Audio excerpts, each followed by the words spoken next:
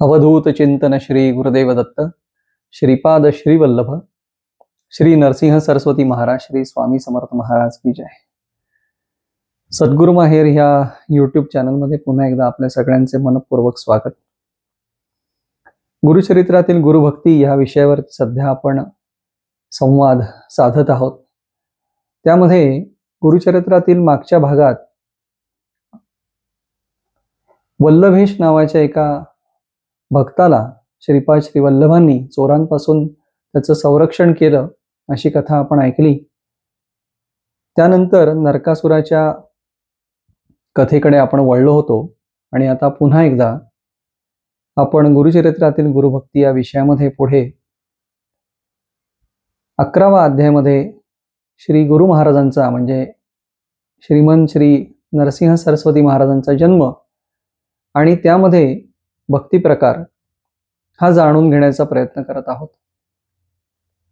8व्या अध्यायाबद्दल विवेचन करताना आपल्याला असं स्मरत असेल की एक अंबिका नावाची विधवा स्त्री तिच्या मूर्ख पुत्रासोबत गंगेमध्ये देहत्याग करण्यासाठी जाते। त्यावेळेला श्रीपाद श्री वल्लभांचं दर्शन समोर घडल्यावर ते दोघेही मायलेक श्रीपाद वल्लभांना नमस्कार करतात। त्यांच्या आत्महत्या करण्याच्या मागचं निवेदन गुरु महाराज जाणून घेतात आणि तिला कृष्ण जन्माची हकीकत सांगून शनी प्रदोष व्रत करण्याचं सांगतात।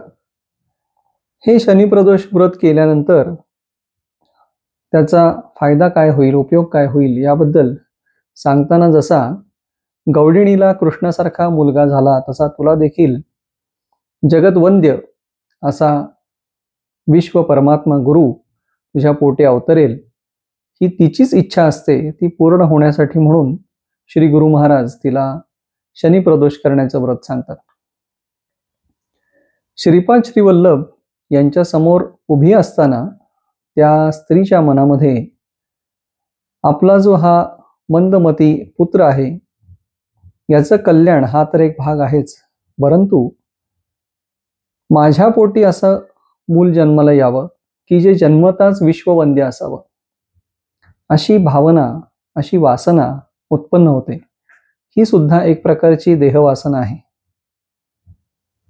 त्याचबरोबर आपण हे सुद्धा पाहिलं की एक रजक म्हणजे परीट धोबी याच्याही मनामध्ये पुढे जाऊन राज्यकर्ता व्हावं, राजा व्हावं अशी वासना निर्माण होते आणि देहवासनेबरोबर देहत्याग करत असताना श्रीपाद वल्लभांच्या मठामध्ये तो पुढची वासना व्यक्त करतो की गुरु महाराज मी जन्मोजन्मी आपला दास व्हावा आणि मला आपलं स्मरण राहावं, त्याचप्रमाणे आपलं दर्शन मला पुढील जन्मामध्ये घडावं।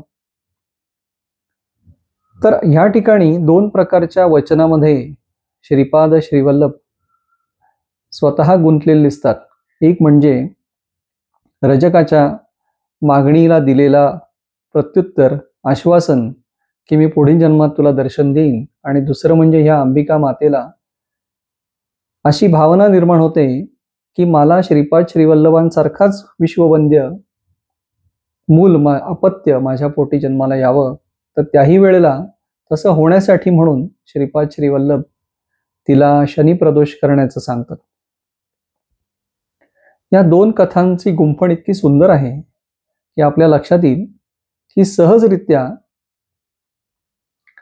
ग्रंथकार आपल्याला हे सांगून जातात की श्रीपाद श्री वल्लभांना सुद्धा हे माहीत असणारच ते गुरु महाराज आहेत, श्री दत्तात्रेयांचे अवतार आहेत, की आपल्याला आता पुढचा जन्म अटळ आहे, तो आपल्याला घ्यावाच लागणार आहे। म्हणून त्या अंबिका मातेला ते शनी प्रदोष करायचं सांगतात।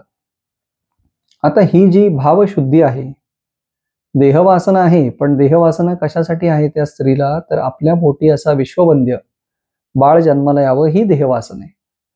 मला ह्या जन्मामध्ये अमुक मिळालं नाही, तमुक मिळालं नाही, मला ऐश्वर्य प्राप्त झालं नाही, गाड्या घोडे बंगला नोकर चाकर हे काही मला प्राप्त झालं नाही, ते सगळं मला पुढच्या जन्मात प्राप्त होऊ दे। मी भारतात जन्माला आलो, मी इकडे जन्माला आलो, तिकडे आलो, तर मला आता अमेरिकेत जन्माला घाल, मला अमुक ठिकाणी ने, तमुक ठिकाणी ने, सगळ्यात श्रीमंत असू दे, माझा पुढच्या जन्मी अतिशय मी सुरेख असू दे, खूप गोड गळा असू देत, काय जे काय प्रत्येकाच्या भावना, कुठल्या कोण कार्यक्रमात जातं, टीव्हीवर पाहतं, इकडे तिकडे पाहतं आणि त्यांना असं वाटतं आपणही असं व्हावं.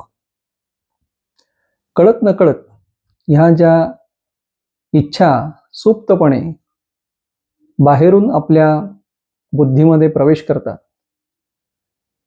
त्या इच्छा जर प्रबळ होत गेल्या तर निश्चितपणे आपल्याला त्या त्या पद्धतीच्या जन्माला जावं लागतं. हे कुठेतरी ह्या ग्रंथकाराला ह्या 2 कथांमधून सूचित करायचं आहे असं मला वाटतं.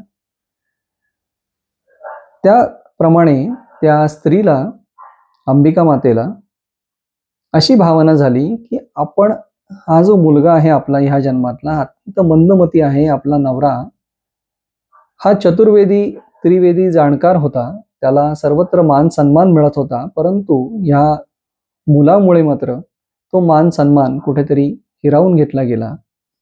त्याला लोक वाटेल तसे बोलायला लागले आणि मग दोघांनी, मातानी आणि त्या लेकरांनी असं ठरवलं की आपण आता देहत्याग करू. तर ही जी भावना तिच्या मनामध्ये कुठेतरी देहवासना म्हणतात, ती कुठेतरी खोलवर रुजत गेली की आपल्याला देखील असाच विश्ववंद्य मूल आपल्या पोटी जन्माला यावं, जसे की श्रीपाद श्रीवल्लभ. आता श्रीपाद श्रीवल्लभ आपल्या पोटी जन्माला यावे तर त्यासाठी पुन्हा जन्म घेणं हा एक भाग आलाच. पण तो जन्म घेण्यापूर्वी विद्यमान जन्मामध्ये काही साधना श्री गुरु त्या स्त्रीकडून घेतात, ते म्हणजे शनी प्रदोष.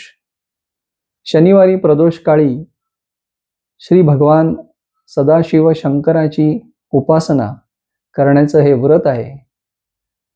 मी मागे केव्हा तरी हे म्हणलं होतं की ब्रह्मदेव जसा उत्पत्ती करता आहे, विष्णू देवता ही पालन पोषण करता आहे, त्याप्रमाणे रुद्र किंवा शिवशंकर हे प्रळय करता आहे. प्रळय करता म्हणजे काय, तर तुमचा फॉर्म, तुमचं हे देहरूप बदलून देण्याची ताकद ही कोणामध्ये आहे, तर ती शिवशंकरामध्ये आहे. हा देह गळून पडल्यानंतर ते बदलणं, याची पूर्ण विल्हेवाट लावणं, ते बदललं जाणं आणि energy changes it's forms from one two another वगैरे, हे जे काय आपण सिद्धांत सगळे शिकत आलो, त्यामध्ये ही जी आपली एनर्जी आहे, त्या एनर्जी सोबत, त्या कुडीसोबत आपल्या काही देहवासना आहेत, या देहवासनांसकट पुढे आपलं ट्रान्सफॉर्मेशन होणं हे कोणाच्या हातात आहे, तर ते शिवशंकराच्या हातामध्ये आहे. असं म्हणून त्याला प्रळय करता म्हणलेलं आहे. तो फॉर्म तुमचा नाहीसा करून नवीन form with all your intentions, desires याच्या सकट तुम्हाला पुढच्या याच्यामध्ये योग्य त्या ठिकाणी पाठवणं, तसं व्हेकल उत्पन्न किंवा उपलब्ध करून देणं, ही सर्व यंत्रणा शिवशंकराच्या अधीन आहे. तर ह्या अंबिका मातेला जी वासना होती त्याप्रमाणे तिला शनी प्रदोषाचं व्रत ती शेवटपर्यंत करत होती. आणि इथे गुरुचरित्रामध्ये सुरुवातीला 11व्या अध्यायामध्ये एक ओवी अशी आलेली आहे की शनी प्रदोषी सर्वेश्वरासी पूजित होती गुरु उपदेशी. गुरुने दिलेला उपदेश आहे त्याचं तंतोतंत पालन या स्त्रीने केलेलं आहे. हे पालन करणं अतिशय अवघड आहे. गुरुचं वाक्य जो न करी तोच पडे रवरव घोरी, हे वाचणं आणि ते अंमलात आणणं, याच्यामध्ये जमीन आसमानाचा फरक आहे. त्यामुळे गुरुने एकदा आपल्याला हे व्रत करायला सांगितलं ना, आपली इच्छा प्रबळ आहे, त्यामुळे त्या इच्छेची पूर्ती जर व्हायची असेल तर गुरूंच्या वचनावरती संपूर्ण विश्वास ठेवून असं व्रत करणं, हे त्या अंबिकेने केलं. आणि त्यामुळे पुढे असं लिहिलंय, देहवासना असता तियसी पंचत्व पाविली तात्काळ. जन्म झाला पुढे तिसी करंज नगरी, उत्तर देशी वाजसने साखेसी विप्रकुळी जन्मली.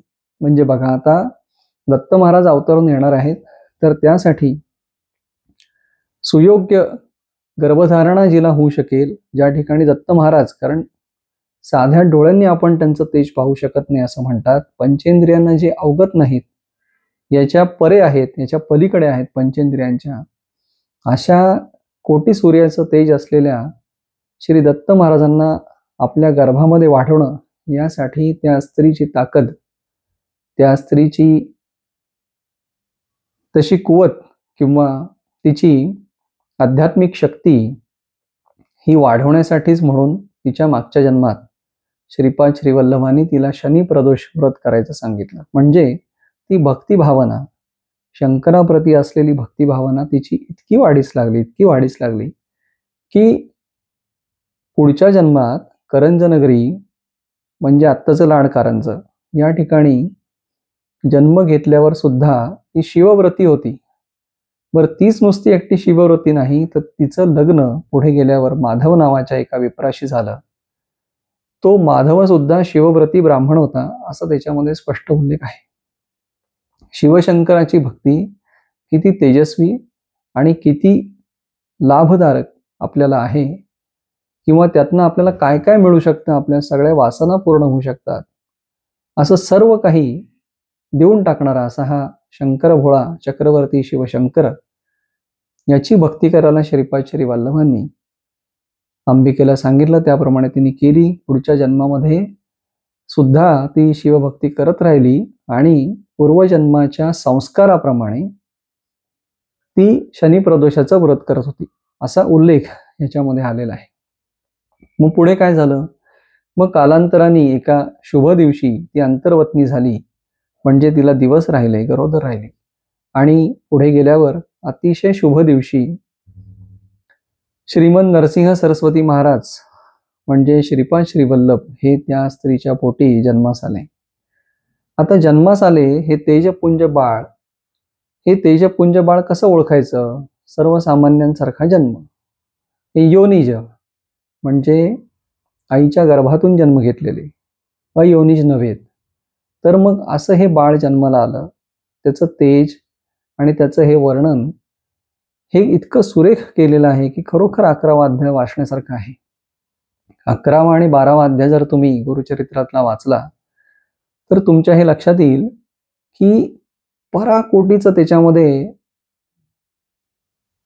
संन्यसत्व किंवा त्याच्यामध्ये एक विरागिता ही पराकोटीची आहे.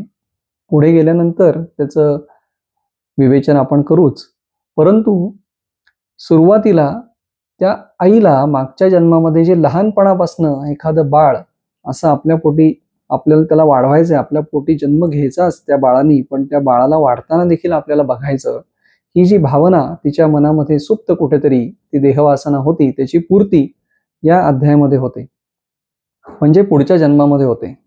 बरेचदा आपल्याला त्याच वेळी सगळ्या काही गोष्टी हव्या असतात. म्हणजे लोक असा प्रचार सुद्धा करतात, कुठेतरी काहीतरी नवसाचा अमुक देव आहे, नवसाचा गणपती आहे, नवसाचं तमुक आहे, किंवा हा असा असा आहे, आणि त्या ठिकाणी तुम्ही नवस बोलला की लगेच तात्काळ तुम्हाला त्याची प्रचिती येते, अमुक होतं तमुक होतं.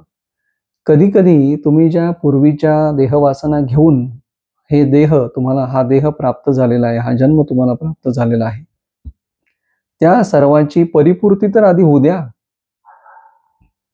ते सगळं कुठेतरी क्रोनॉलॉजिकली अरेंज झालेलं आहे. हे घडल्यावर ते घडणार, ते घडल्यावर ते घडणार, अमुक घडणार तमुक घडणार.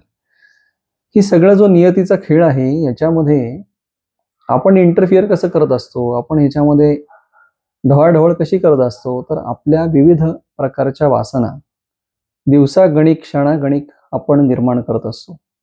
त्यातल्या सुद्धा ज्या दृढ वासना असतात, म्हणजे ज्या वासना आपल्या दृढ होत जातात, पक्क्या असतात, त्या वासनांची परिपूर्ती ह्या जन्मामध्ये शक्य नसेल तर निश्चितपणे त्या वासनांच्या परिपूर्तीसाठी, मग ते चांगल्या असोत वाईट असोत काही असो, पुनर्जन्म हा ठरलेलाच आहे. हे कुठेतरी ह्या ग्रंथकाराला या सगळ्या माध्यमातून आपल्याला सांगायचं आहे. मग आता इथे सावधपणे आपला विचार, आपल्या वासना यांच्याकडे आपण लक्ष ठेवणं आवश्यक आहे.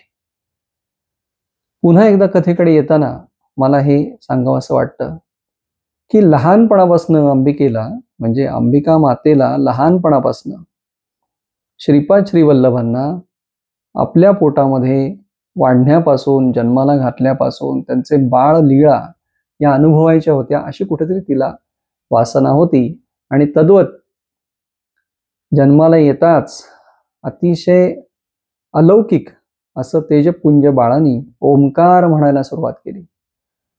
सो असं त्याच्यात आलेलं आहे ग्रंथामध्ये की जन्मताच ते बालक ओंकार उच्चारित, सातत्याने ओंकाराचा उच्चार किंवा मधूनमधून ओंकाराचा उच्चार ते बाळक करत होतं आणि त्यामुळे आई वडील तर विस्मित झालेच, परंतु ही वार्ता जशी त्या संपूर्ण नगरामध्ये पसरली की जन्मताच ते बाळ ओंकार म्हणत आहे, तद्वत सगळ्या लोकांनी तिकडे धाव घेतली हा चमत्कार पाहण्यासाठी. आणि मग माया मोहे आणि त्या बाळकावरती असलेली माया याच्यामुळे आई वडील ते बाळ सर्वांना दाखवायला तयार नाहीत.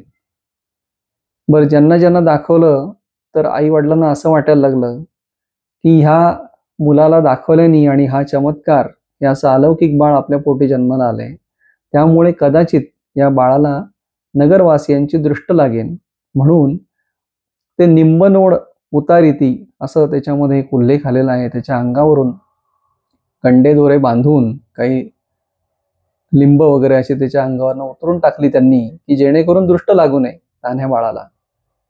अशी भाबडी भावना त्या आई वडिलांची त्यावेळेला अतिशय सुंदररित्या त्या शब्दांमध्ये आलेली आहे. आणि तिथे पुढे असंही लिहिलंय की साक्षात परमात्मा ज्या ठिकाणी जन्माला आलेला आहे त्यावेळेला दृष्टी केवी संचरे, त्याला दृष्ट कशी लागेल परमात्म्याला. तरी देखील ह्या मायेच्या आवरणामध्ये आपण सगळेच जण असल्यामुळे आई वडिलांना स्वाभाविक आहे असं वाटणं की आपल्या बाळाला दृष्ट लागू नये.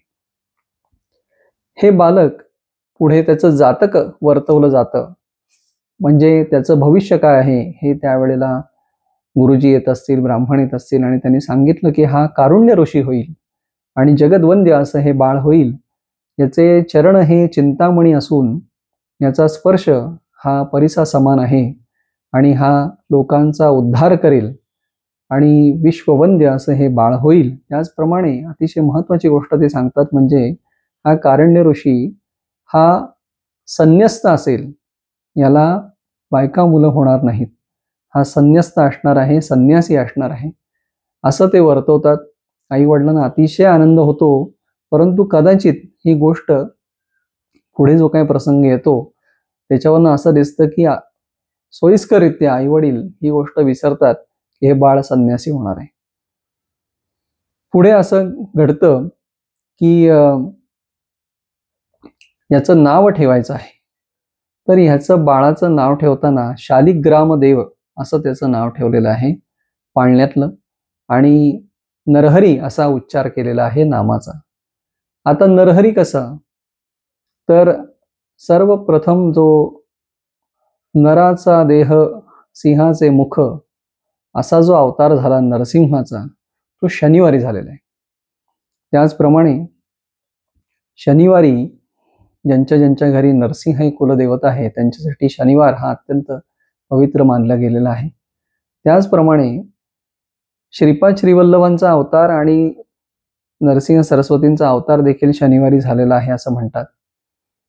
तर ह्या दोन्ही शनिवार ह्याच्यामध्ये त्याचप्रमाणे शनी प्रदोषाचं व्रत देखील करायला सांगितलेलं आहे आणि त्यामुळे हा नरहरी पोटी जन्माला आला, साक्षात नरसिंहाचा अवतार पोटी जन्माला आलेला आहे असं त्याच्यामध्ये कुठेतरी अभिप्रेत सांगितल्याचं वाटतं.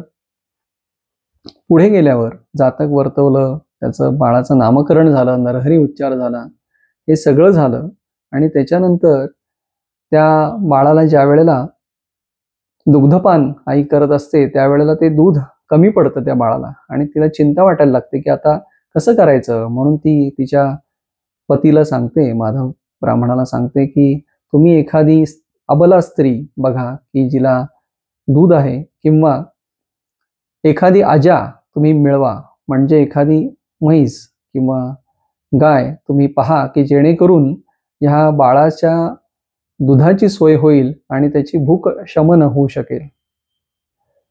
असं ऐकल्याबरोबर ते बाळ आपल्या सव्य कराने म्हणजे उजव्या हाताने आईच्या स्तनाला स्पर्श करतं आणि त्यातून 32 धारा दूध व्हायला लागतं, संपूर्ण वस्त्र तिचे ओले होतात. असा अलौकिक चमत्कार त्यावेळेला ते बाळ करतं. पुढे गेल्यानंतर असा प्रसंग आहे की बाळ दिवसागणिक वाढत असतं, परंतु कोणताही शब्द ओंकाराशिवाय ते बाळ म्हणत नाही. याच्यावरनं आई वडिलांना अतिशय अतीव दुःख व्हायला लागतं आणि त्यांना असं वाटतं की आपला बाळ हे मुक झालेला आहे, दैवयोगे मुका झालेला आहे. आणि मग इथे एकदा कुठेतरी एक शंका प्रदर्शित केल्याचं दिसतंय. शंका अशी आहे की मी जन्मल्यापासून हे सगळं कळायला लागल्यापासून शनी प्रदोषाचं व्रत करत आहे, मी शंकराची आराधना करत आहे, मनोभावे सेवा करत आहे, तरी देखील मला हे कसं काय असं मूक बाळ जन्माला माझ्या पोटी यावं, अशी कुठेतरी शंका त्या स्त्रीच्या मनामध्ये उत्पन्न होते. परंतु तिच्या आध्यात्मिक सामर्थ्याचं साक्षात पोटी दत्त महाराज जन्माला आले असल्यामुळे इतकं मोठं प्राबल्य आहे त्या गोष्टीचं की छोटा नरहरी बाळ तिला तिचा हा शोक ऐकून स्वयंपाकघरातून एक लोखंडाची कांब घेऊन येतो आणि हातात धरल्याबरोबर आईच्या समोर ती लोखंडाची कांब सोन्याची होते. परिसस्पर्श झाल्याप्रमाणे ही सोन्याची कांब पाहून आई अत्यंत आश्चर्यचकित होते आणि आपल्या पतीला बोलवते. पतीला सुद्धा आश्चर्य वाटतं आणि मग ते काही घरातील इतर लोखंड पुन्हा एकदा परीक्षेसाठी म्हणून त्या बाळाच्या हातात देतात. आता वास्तविक एकदा तुमच्यासमोर हा प्रसंग घडलेला आहे, तरी देखील केवळ मायेच्या प्रभावाखाली सर्वजण असल्यामुळे आपल्या पोटी दत्त महाराज जन्माला येऊन सुद्धा माणसाला त्यांची ओळख पटत नाही. आता आपण म्हणतोय स्मर्तुगामी आहेत, स्मर्तुगामी आहेत. अहो, ते तुमच्या जवळ आले, तुमच्या शेजारी उभे राहिले, तुमच्या अगदी समोर असले तासनतास, तरीही तुम्हाला त्यांची ओळख पटण्याची शक्यता नाकारता येत नाही. स्वतः आईला जर आपल्या मुलाची ओळख केवळ मुलगा, एक देह असलेला आणि सातत्याने ओंकार म्हणणारा मुलगा, याच्या पलीकडे जर तिला दत्त महाराज अशी ओळख होत नसेल तर आपली काय कथा. इतकं पुण्य असून सुद्धा शनी प्रदोष व्रताचं पोटी दत्त महाराज जन्माला येण्याचं इतकं पुण्य असून सुद्धा जर तिला ओळखता येत नसेल तर आपली काय कथा हो. आपल्याला दत्त महाराज कुठून ओळखता येणार. त्यासाठी सातत्याने नामस्मरण करायला पाहिजे. दत्त महाराजांचं सातत्याने त्यांचं स्मरण करायला पाहिजे आणि नामामध्ये वाहवून घेतलं पाहिजे. तर असं हे बाळांनी हे परिसस्पर्शासारखे अमृत दृष्टी करून ते त्या लोखंडाकडे पाहतात पुढे आणून दिलेल्या, आणि त्याचं सुद्धा सोनं होतं म्हणल्यावर आई वडील दोघेही शरण येतात आणि त्या बाळाच्या पायावरती डोकं ठेवतात. आणि मग आई त्याला तरी देखील मायामोहाने विचारते की आता तू केव्हा बोलशील. तर तो 2-3 खुणा दाखवतो. एक म्हणजे तो मौजी मेखला, म्हणजे ज्या वेळेला व्रतबंध केला जातो त्यावेळेला हरणाचं छोटंसं कातडं हल्ली आता आपल्याला करगोट्यामध्ये बांधून देतात ते, त्यानंतर कौपिन आणि जानवं, अशा 3 गोष्टी, मौजी बंधन म्हणजे शेंडी, अशा काही गोष्टींचा तो निर्देश करतो. त्यावरून आई वडिलांच्या लक्षात येतं की आता याची मुंज करायला पाहिजे. 8 वर्ष झालेलं आहे. एरवी त्यांना संदेह पडलेला असतो की याला आता मुंज करायची म्हणजे ब्राह्मण म्हणतात अहो ठीक आहे मुंज करायची, पण हा गायत्री मंत्राचा उच्चार कसा करणार, हा तर बोलतच नाही, हा ओम शिवाय काही म्हणतच नाही. तरी देखील आई वडील आता निस्संदेह होतात. त्यांना कोणती शंका राहत नाही. मुलांची आज्ञा हीच शिरसावंद्य असं समजून ते पुढे कार्य सिद्ध करण्यासाठी म्हणून तयारीला लागतात आणि व्रतबंधाची तयारी करतात.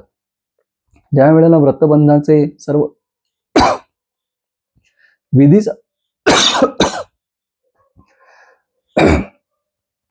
विधी चालू असतात त्यावेळेला अशी गंमत होते की लोकांची भावना त्यामध्ये दाखवलेली जनमानसाची. कोण म्हणतं अरे वा, एवढा मुका मुलगा असताना केवढी तयारी केली यांनी याच्या व्रतबंधासाठी. दुसरं कोणीतरी असं म्हणतं की काय उपयोग आहे हा व्रतबंध करून, मुलाला तर बोलता सुद्धा येत नाही, आता हा काय मंत्रोच्चार करणार आणि काय याच्यावरती संस्कार होणार. तिसरे काही लोक असे म्हणतात की जाऊ दे ना, काही का होईना, आपल्याला काय करायचंय, आपल्याला खायला मिळतंय ना, उत्तम उत्तम वस्त्र देणार आहेत ना, मग सोडून द्या. ही कुठेतरी जनमानसाची भावना सुद्धा त्याच्यामध्ये त्यांनी नमूद केलेली आहे. आणि आपल्या असं लक्षात येईल की आज सुद्धा अशी भावना असणारे लोक आहेत की ज्यांचं लक्ष कधी अक्षता पडतायत आणि कधी मी पहिल्या पंक्तीला बसतोय याकडे असतं. हल्ली तर पत्रिका हातात आल्यावर पहिलं पाहिलं जातं की आहेर नाही ना, मग काय जायला हरकत नाही, जेवण ठेवलंय ना, मग जेवणाची वेळ हे पूर्वीपासून आहे. हे आज तागायत अव्याहतपणे चालत आलेलं आहे. माणसाच्या स्वभावामध्ये काहीही फरक पडलेला नाही या बाबतीत. तर असो, गमतीचा भाग वेगळा. पण अशा पद्धतीने ज्या वेळेला व्रतबंधाची वेळ येते तोपर्यंत नरहरी महाराज काहीही चकार शब्द ते बालक बोलत नाही. आणि जेव्हा त्यांना आता मंत्र दीक्षा द्यायची वेळ येते त्यावेळेला कानामध्ये वडील मंत्र दीक्षा देतात आणि मग त्यांना पुढच्या गुरुगृही पाठवण्यासाठी म्हणून आई त्यांना भिक्षा मांडण्यासाठी म्हणून येते. पहिली भिक्षा आई ज्या वेळेला आपल्या मुलाला देते त्यावेळेला ते ऋग्वेदाचा उच्चार करतात. त्यावेळेला ऋग्वेदाचा उच्चार पहिल्यांदा ह्या बालकाच्या मुखातून ऋग्वेदाचा उच्चार आतापर्यंत ओंकाराशिवाय कोणताही उच्चार न केलेल्या बालकाच्या मुखातून ऋग्वेदाचा उच्चार ऐकून लोक तटस्थ होतात. त्याचबरोबर दुसरी भिक्षा जेव्हा आई घालते त्यावेळेला ते यजुर्वेदाचा उच्चार करतात. तिसरी भिक्षा घातल्यावर सामवेदाचा उच्चार करतात. अशा प्रकारे भिक्षा दिल्यावर 3 वेदांचा उच्चार हे 8 वर्षाचं बालक श्री नरहरी सरस्वती महाराज हे त्यावेळेला उच्चार करतात. हे ऐकून पाहून सर्व तिथे जमलेले लोक तटस्थ होतात. एक चर्चा होते आणि लोक शरणागत होऊन गुरु महाराजांना शरण येतात. आणि अशा पद्धतीने हा मुंजीचा प्रसंग संपण्यापूर्वीच ताबडतोब त्याच वेळेला श्री नरहरी महाराज आपल्या आईला आज्ञा मागतात आणि म्हणतात की आई, तू आता मला गुरुगृही जाण्याचा उपदेश केलेला आहेस आणि मला भिक्षा सुद्धा दिलेली आहेस. त्या अर्थी आता मी संन्यस्त म्हणून सर्वत्र संचार करून पुढे वेद शिकण्याचा माझा मानस आहे. तो आईला बोलून दाखवतो आणि म्हणतो की आता मला तू आज्ञा दे. असं म्हटल्याबरोबर आईच्या डोळ्यामध्ये टचकन पाणी येतं आणि आई म्हणते की अरे, हा संस्कार म्हणून ठीक आहे, परंतु मुख्य आपल्याकडे गृहस्थाश्रम आहे. तू विद्येचं ज्ञान तर घेच, परंतु त्यानंतर गृहस्थाश्रमामध्ये रममाण होऊन तू मुलं बाळ पत्नी ह्या सगळ्यांचा शांतपणे तू सगळा तुझा संसार वगैरे वाढल्यानंतर तुझी इच्छा पूर्ती झाली, वासना पूर्ती झाली की मग तू संन्यासाकडे वळावंस, असं आपल्या वेदांनी सांगितलेलं आहे. हे आई त्या मुलाला सांगते. आता ह्याच्यामध्ये आई आणि मुलगा यांच्यामधला जो अप्रतिम असा संवाद आहे तो पुढच्या अध्यायामध्ये येणार आहे. सध्या आजच्या अध्यायातनं आपल्याला हे शिकायचं आहे की गुरुभक्ती किती श्रेष्ठ आहे. मुळात श्रीपाद श्रीवल्लभांचं दर्शन होणं, श्रीपाद श्रीवल्लभांचं प्रत्यक्ष दर्शन, त्यांच्या समोर त्यांनी आपल्याला अनुग्रह देणं, एखादं व्रत करायला सांगणं आणि ते व्रताचं आपण यथोचित पालन करणं, ह्या भक्तिभावाने पालन करणं की जेणेकरून पुढच्या जन्मी त्या अंबिका माता मागील जन्मातील पुढील जन्मातील अंबा भवानी हिच्या पोटी साक्षात श्री दत्त महाराज श्रीपाद श्रीवल्लभ नरहरी अवतार घेतात. हे त्या भक्ती मार्गातलं श्रेष्ठ उदाहरण या गुरुचरित्रामध्ये दिलेलं आहे की भक्ती किती श्रेष्ठ आहे. तुमच्या पोटी साक्षात दत्त महाराज, कोटी सूर्याचं तेज असलेलं दत्त महाराज तुमच्या पोटी जन्माला यावं. तुम्हाला लहानपणापासनं त्या बालकाला, अशा विश्ववंद्य बालकाला पाहायची, त्याचे सर्व बाललीला अनुभवायची तुमची इच्छा गुरु महाराजांनी पूर्ण करून घेणं म्हणजे किती काय काय करतात याचा विचार करा. तुमच्या इच्छा जर प्रामाणिक असतील आणि त्या दत्त महाराजांच्या इच्छेशी त्या बरोबर जुळल्या तर मग दुधात साखर. तर आपल्या इच्छा तर अनंत असतात, परंतु परमेश्वराची इच्छा काय आहे हे जाणून घेणं आणि त्या इच्छेलाच आपली इच्छा मानणं, यामध्ये जर आपण प्रगती केली तर त्यासाठी आपल्याला भक्ती मार्गातील नामस्मरण आणि सातत्याने परमेश्वराचं स्मरण, भक्ती, त्याचं भोजन, त्याचं भजन, पूजन ह्या सगळ्या गोष्टी आपल्याला सातत्याने करायला पाहिजेत. म्हणजे या गुरुचरित्रातील 11व्या अध्यायातनं आपण काहीतरी बोध घेऊन तो आचरणामध्ये अंमलामध्ये आणला तर निश्चितपणे आपला उत्कर्ष उद्धार झाल्यापासून राहणार नाही.